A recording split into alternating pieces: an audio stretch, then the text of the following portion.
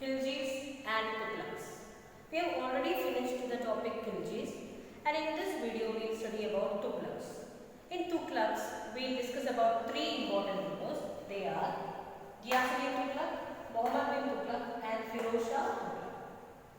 Ghiyasuddin Tughlaq is the first and the founder of Tughlaq dynasty. His another name is Ghazi Malik. He killed the last Khilji ruler, Khusro Khan, and became the ruler. About Ghiyasuddin Tughlaq, he started ruling from 1320 and just ruled for about 5 years. The second one is Muhammad bin Tughlaq. He started his reign during 1325 and ruled for about 26 years.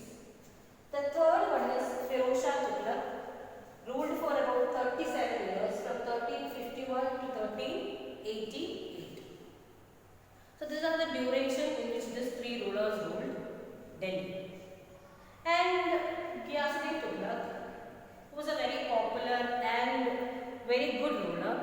So many new ideas he put forward that improved Delhi. And talking about that person, he was a very good, very able ruler, but just ruled for about 5 years only. Now the next ruler is Muhammad bin Tughlaq. Muhammad bin Tughlaq, we usually hear from the historians that he is considered as the wisest fool because of his decisions. He has taken so many decisions mainly for improving his empire, but most of them ended in a failure. So he was considered as a person of he was having so many ideas, a person of vision, etc. But still, it was poorly implemented. That is why he was called as a wisest fool, or the decisions of Tughlaq, or now also people use the word Tughlaq's decision, Muhammad bin Tughlaq's decision, because if you take a decision and if it ends in a failure because of less vision or less implementation, not vision, he was a person of vision, but by false implementation, we call it as a decision of Tughlaq. So the decisions taken by him are, he transferred his capital, token currency, taxation of Doab region, and all these are considered as the main decisions taken, and he was at the last decision was that he wanted to conquer the whole world. So he made a standing army and paid the soldiers the whole salary of 1 year. But due to so many reasons, he abolished or he just stopped that decision, or he was not able to do that decision. But that ruined the treasury, and that was the reason why his empire declined at the later stages. Coming towards the Firoz Shah Tughlaq. Firoz Shah Tughlaq, he was not the son of Muhammad bin Tughlaq. He was a cousin of Muhammad bin Tughlaq and the younger son of Ghiyasuddin Tughlaq. And when he ascended the throne, the condition of Delhi was not that much favorable. The condition was very poor because of the false decisions taken by Muhammad bin Tughlaq. He ruined the treasury, and after that, when he ascended the throne, Firoz Shah Tughlaq had to face so many problems, but he was a very able and intelligent ruler. So by taking so many good decisions, by reducing the taxes, and by doing so many good activities, giving job or employment exchange was open for the unemployed. Like that, so many good steps were taken by Firoz Shah Tughlaq, and thus by slowly he improved the condition of Delhi. He ruled for about 37 years, and by that time he made the empire a prosperous one.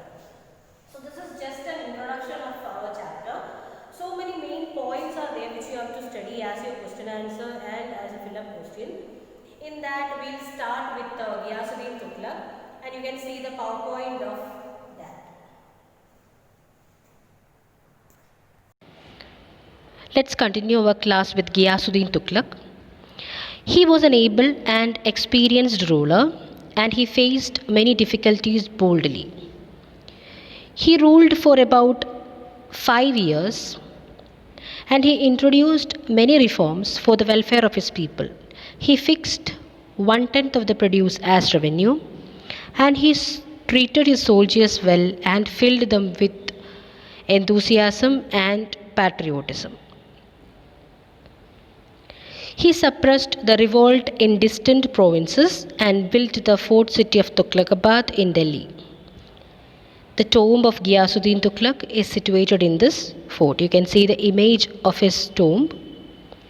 Ghiyasuddin Tughlaq died in an accident in 1325, and after him, his son Muhammad bin Tughlaq became the ruler.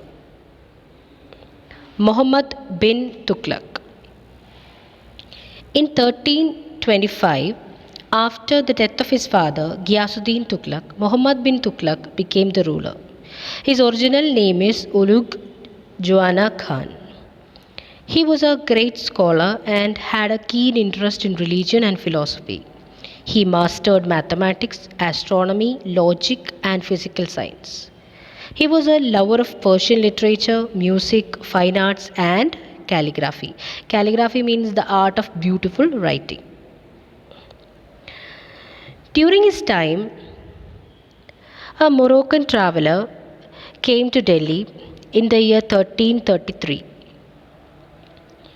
and he made a detailed description of Muhammad bin Tughlaq, and his records are considered as the main source of information about Muhammad bin Tughlaq and the Tughlaq dynasty. Ibn Battuta was appointed as the chief Qasi of Delhi and was also sent as an ambassador to China by Muhammad bin Tughlaq. Now, about Muhammad bin Tughlaq. He became the ruler after the death of his father, and he ruled for about 26 years. He took many bold steps. Most famous projects are well conceived but failed probably due to faulty implementation. The historians call him a mixture of opposites, wisest fool, an idealist, a visionary, etc. Most of the decisions taken by him are well taken, or we can say that it's introduced in a good way, but due to the false implementation and due to the false or the time was not in favor of him, due to that it failed. They are transfer of capital, token currency, taxation in Dome region, and the plan of conquest. So we'll study in detail about each one now. Let's continue with the projects undertaken by him. The first one is transfer of capital. He decided to change his capital from Delhi to Daulatabad, and that place was Devagiri, and he renamed it as Daulatabad.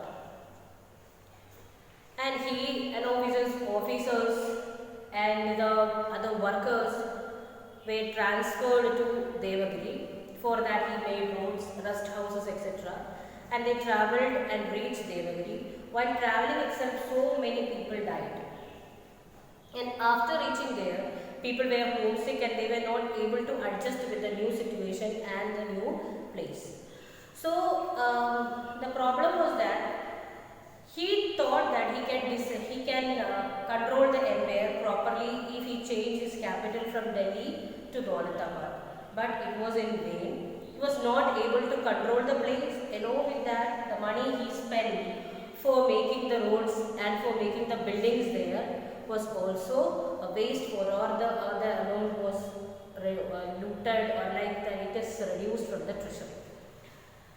So we can say that the first decision of transfer of capital was in vain because the people were not able to adjust there, and the second one is what he thought about. What was the main aim of the decision was that he thought that he can control the empire properly. The second one was that he can protect his empire from the Mongol invasion. Both, he cannot achieve both of them, so we can say that the first one is a failure. Only two important good things happened is there was a contact between the people of north and south, and the next one was so many Muslim ulamas or the south, they were able to spread the teachings of Islam, or the Turkish knowledge was spread in South India because of this incident. Only these two positive things are there, or the remaining are all negatives. So the first one was a failure. Now moving to the second one is token currency. During that time, deficiency of silver was there. Silver coin, people were using silver coins, and the scarcity of silver was there. So he took a decision. He started minting coins with bronze, which is having the same amount or the same value of silver coins. Bronze was cheap and easily available, so the people started minting their own coins. If they want to go to shop, they start minting their coin and going to shop and buying the products. So in such a case, what happened? The country cannot make a balance between the coin and the use of their country. So many people started minting their own coin, and there was no any decision was not taken by the king for its proper implementation. He just asked the people to use bronze coin instead of silver coin, but people started minting their own coin, they were not using the coin which is minted by the government. So the second one was also a failure because of its false implementation. The government cannot regulate it properly. The third one is taxation in the Doab region.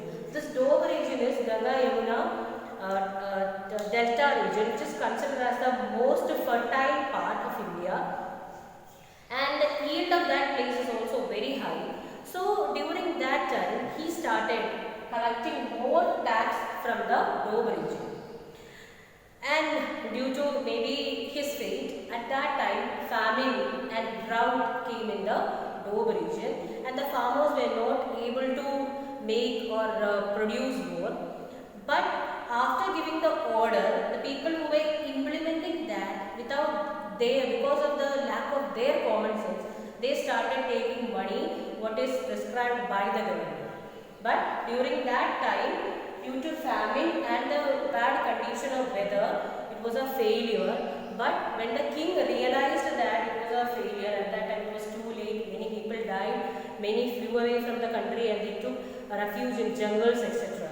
So this one also failed. It was not the thing what he implemented. It was a positive thing. He implemented this taxation in Doab region mainly for getting enough resources or enough plenty of money so that he can manage his army.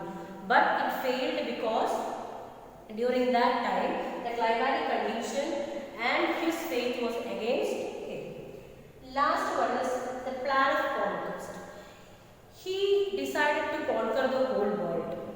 For that, as a first step, he started making a huge standing army, and for making his soldiers happy and enthusiastic, he paid them one year salary in advance. And after that, he sent some of his soldiers to Iraq and Persia. He tried to defeat them, but that was also became his dream only. Later, he sent some of his soldiers to Himalayas. In those areas, about 10,000 men, only 10 came back. Like that, so whatever decisions he have taken, whatever dreams he cultivated was ended in a way.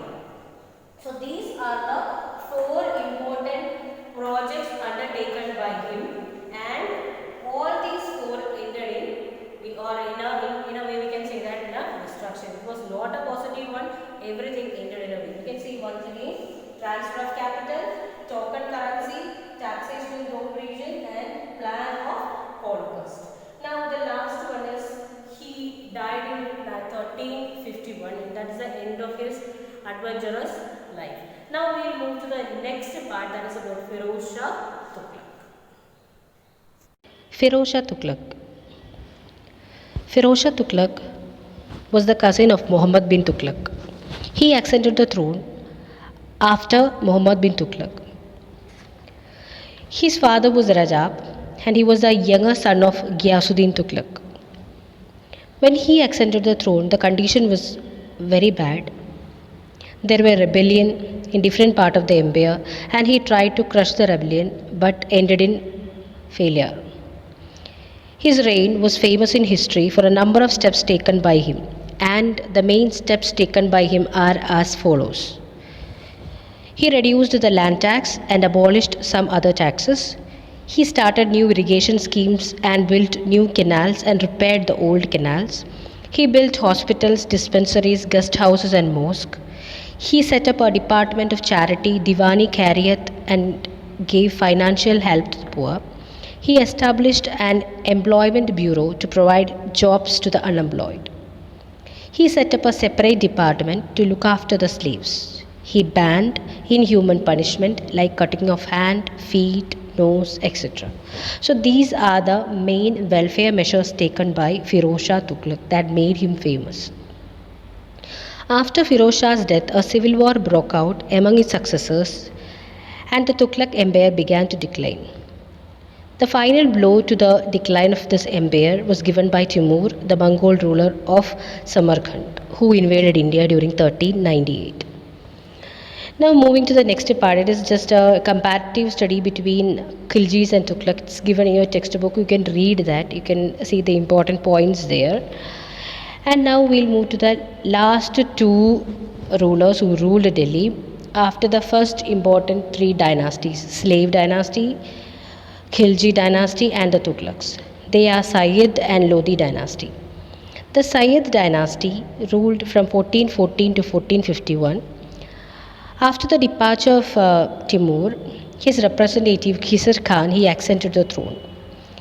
He established the Sayyid dynasty, and the remaining rulers like Mubarak II, Muhammad Shah, Alauddin Shah, etc. are inefficient rulers. Their achievements were not outstanding, so it is not detailed in a syllabus.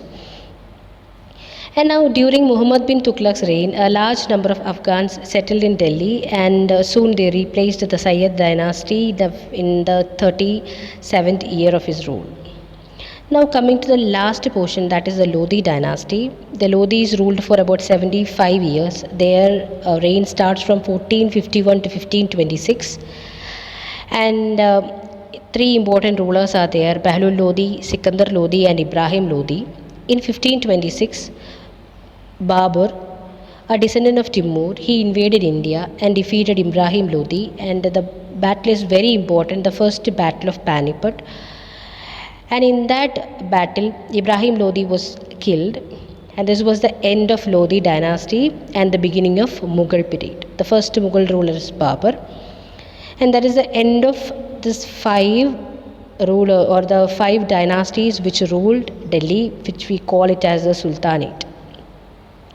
So that is all about our chapter. Question answers are given. You can write that, you can learn that, and wait for the next video. Fill up questions are given in the practice question.